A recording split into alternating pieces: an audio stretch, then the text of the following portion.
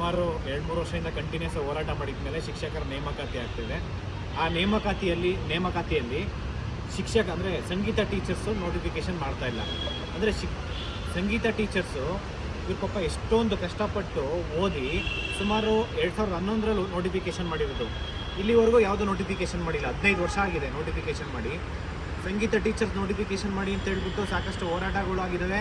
ಮತ್ತು ಎಲ್ಲ ಮಿನಿಸ್ಟರ್ಗೆ ಸಚಿವರಿದ್ದಾಗ ಹಿಂದೆ ಇದ್ದಂಥ ಸಚಿವರಿಗೆ ಎಲ್ಲರಿಗೂ ಮನವಿನೂ ಕೊಟ್ಟಿದ್ದೀವಿ. ಆದರೆ ಇಲ್ಲಿವರೆಗೂ ಯಾವುದೋ ನೋಟಿಫಿಕೇಷನ್ಸ್ ಮಾಡಿಲ್ಲ. ಮತ್ತು ಸುಮಾರು 1800 ಪೋಸ್ಟ್ ವೇಕೆನ್ಸಿ ಇದೆ. ಇದನ್ನು ಸರ್ಕಾರ ಏನು ನೋಟಿಫಿಕೇಷನ್ಸ್ ಮಾಡ್ತಾಯಿದೆ ಶಿಕ್ಷಕರ ನೇಮಕಾತಿ, ಅದ್ರ ಜೊತೆಯಲ್ಲಿ ಸಂಗೀತ ಟೀಚರ್ಸು ನೇಮಕಾತಿ ಮಾಡಲೇಬೇಕು.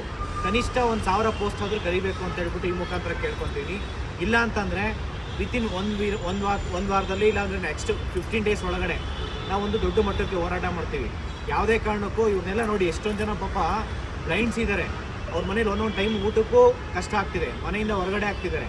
ಮತ್ತು ಇವ್ರು ಪ್ರೈವೇಟ್ ಸ್ಕೂಲು ಕಾಲೇಜಸ್ಗೆ ಏನಾದರೂ ಹೋಗಿದ್ರೆ ಅಲ್ಲೂ ಕೂಡ ಇವ್ರನ್ನ ತೊಗೊತಾ ಇಲ್ಲ. ಬಿಕಾಸ್ ಯಾಕೆಂದರೆ ಬ್ಲೈಂಡ್ ಅಂತ ಹೇಳಿ ಸರ್ಕಾರ ಇದನ್ನು ಗಂಭೀರವಾಗಿ ತೊಗೊಂಡು ನಾವಿವಾಗ ಕಮಿಷನರು ಆಯುಕ್ತರಾದಂತಹ ವಿಕಾಸ್ ಕಿಶೋರ್ ಸರ್ಗೆ ಭೇಟಿ ಮಾಡಿ ಮನವಿ ಮಾಡ್ಕೊಂಡಿದ್ವಿ.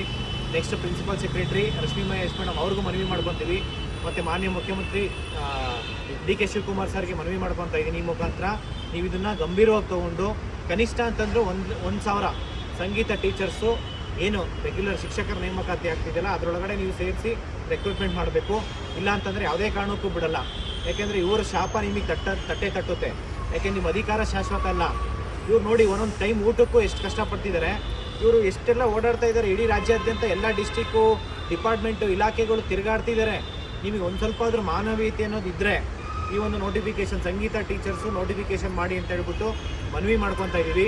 ನೀವೇನಾದರೂ ಕೇಳಲಿಲ್ಲ ಅಂತಂದರೆ ಯಾವ ರೀತಿ ಹೋರಾಟ ಮಾಡ್ತೀವಿ ಅಂತಂದರೆ ಇವ್ರ ನೇಮಕಾತಿ ಆಗೋವರೆಗೂ ಯಾವುದೇ ಕಾರಣಕ್ಕೂ ಬಿಡಲ್ಲ. ಮತ್ತು ಔಟ್ಸೋರ್ಸಲ್ಲಿ ನೀವು ಕಾಂಟ್ರಾಕ್ಟ್ ಬೇಸಸಲ್ಲಿ ಏನಾದರೂ KPS ಸ್ಕೂಲ್ಗೆ ಮತ್ತು ರೆಗ್ಯುಲರ್ ಸ್ಕೂಲು ಕಾಲೇಜಸ್ಗೆ ಏನಾದರೂ ಸಂಗೀತ ಟೀಚರ್ಸ್ ತೊಗೊತೀವಿ ಅಂತಂದರೆ ಯಾರು ಶಿಕ್ಷಣ ಸಚಿವರಿರ್ಬೋದು ಮತ್ತು ಇಲ್ಲಿ ಆಯುಕ್ತರಾಗಿರ್ಬೋದು, ಯಾವುದೇ ಅಧಿಕಾರಿಗಳಿರ್ಬೋದು, ಮತ್ತು ಮಾನ್ಯ ಮುಖ್ಯಮಂತ್ರಿ DK ಶಿವಕುಮಾರ್ ಸರ್ ಮನೆ ಮುತ್ತಿಗೆ ಹಾಕೋದಕ್ಕೂ ನಾವು ಹಿಂದೆ ಮುಂದೆ ನೋಡಲ್ಲ. ವಿಧಾನಸೌಧ ಮುಂದೆ ನಾವು ಪ್ರತಿಭಟನೆ ಮಾಡ್ತೀವಿ. ಯಾವುದೇ ಕಾರಣಕ್ಕೂ ಬಿಡಲ್ಲ. ಇದನ್ನು ತುಂಬ ಗಂಭೀರವಾಗಿ ತೊಗೊಂಡು ಈ ಸಮಸ್ಯೆನ ಸಂಗೀತ ಟೀಚರ್ಸ್ನ ಈ ಕೂಡಲೇ ನೇಮಕಾತಿ ಮಾಡಿ ಅಂತ ಹೇಳ್ಬಿಟ್ಟು ಈ ಮುಖಾಂತರ ಕೇಳ್ಕೊತಾ ಇದ್ದೀನಿ.